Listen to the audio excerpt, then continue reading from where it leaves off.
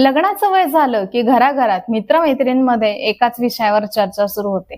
मग काय ठरवलंय? लव्ह मॅरेज की अरेंज मॅरेज?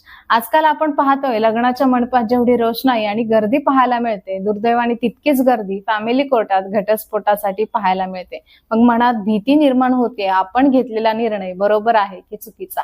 खरं सांगायचं तर प्रश्न हा नाहीये की लग्न कसं झालंय, प्रश्न हा आहे की ते कोणासोबत आणि कोणत्या समजुतीने झालंय. एका चुकीच्या निर्णयामुळे आपलं पूर्ण आयुष्य विस्कळीत होऊ शकतं. म्हणूनच आज आपण या विषयावर सखोल आणि मन मोकळेपणाने बोलणार आहोत. हे बघा, लव्ह मॅरेज असो किंवा अरेंज मॅरेज, सुखी संसाराची कोणाकडेही गॅरंटेड रेसिपी मिळणार नाही. आपण फक्त लग्नाचा प्रकार निवडू शकतो, पण त्यानंतर मिळणारा जो निकाल आहे तो पूर्णपणे आपल्या हातात नसतो. पण एकच गोष्ट अशी आहे जी आपल्या पूर्णपणे नियंत्रणात असते, आणि ती म्हणजे आपला माइंडसेट, कम्युनिकेशन आणि एकमेकांबद्दल असलेला रिस्पेक्ट. नातं कोणतंही असो, ते लेबलमुळे नाही तर दोन व्यक्तींच्या समंजसपणामुळे टिकतं. आपण सहसा फक्त होकार मिळेपर्यंतचा विचार करतो, पण खरी कसरत लग्नानंतरच सुरू होते. चला तर मग या दोन्ही प्रवासातील काही महत्त्वाच्या गोष्टी समजून घेऊया. नंबर 1, अपेक्षांचं ओझं कमी करा.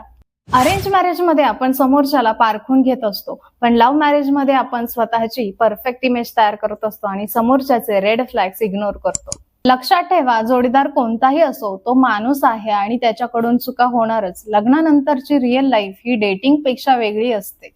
नंबर 2, संवादाची पारदर्शकता.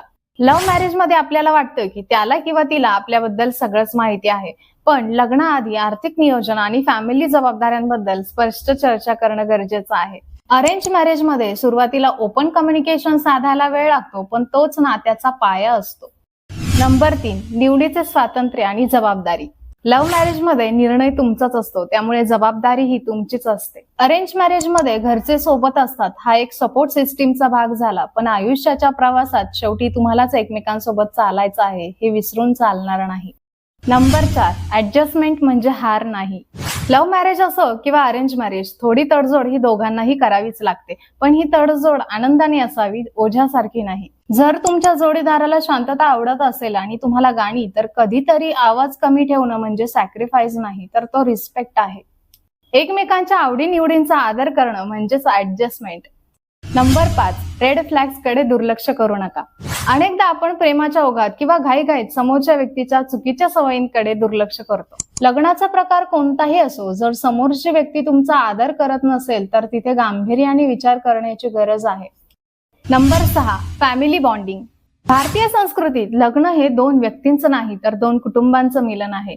अरेंज मॅरेज मध्ये हे सहज साध्य होतं, पण लव्ह मॅरेज मध्ये तुम्हाला प्रयत्नपूर्वक दोन्ही कुटुंबांना एकत्र आणावं लागतं.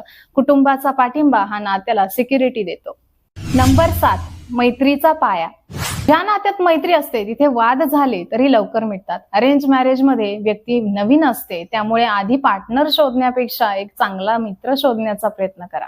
एकमेकांच्या आवडीनिवडी, भीती आणि स्वप्न यावर गप्पा मारा. जेव्हा तुम्ही एकमेकांचे मित्र बनता तेव्हा लग्नाचं ओझं वाटत नाही.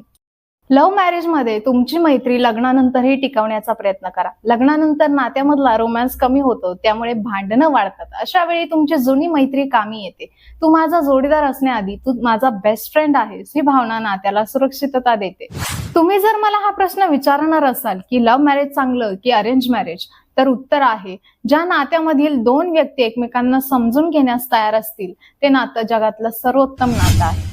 लव्ह मॅरेज असूनही संसार मोडू शकतात आणि अरेंज मॅरेज असूनही लोक 40-50 वर्ष एकत्र सुखाने राहू शकतात. फरक फक्त मानसिकतेचा आणि प्रयत्नांचा असतो. जर आज तुमचं कोणाशी जुळलं नसेल किंवा रिजेक्शन आलं असेल तर स्वतःला दोष देऊ नका. कदाचित नियतीने तुमच्यासाठी काहीतरी अधिक चांगलं राखून ठेवलं असेल.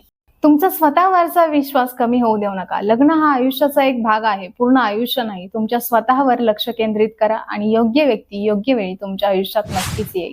लव्ह मॅरेज की अरेंज मॅरेज, तुम्हाला काय वाटतं? कमेंटमध्ये मला नक्की सांगा. अशाच रिलेशनशिप व्हिडिओसाठी आपल्या चॅनेलला सबस्क्राईब करायला विसरू नका. भेटूया पुढच्या व्हिडिओजमध्ये. तोपर्यंत धन्यवाद.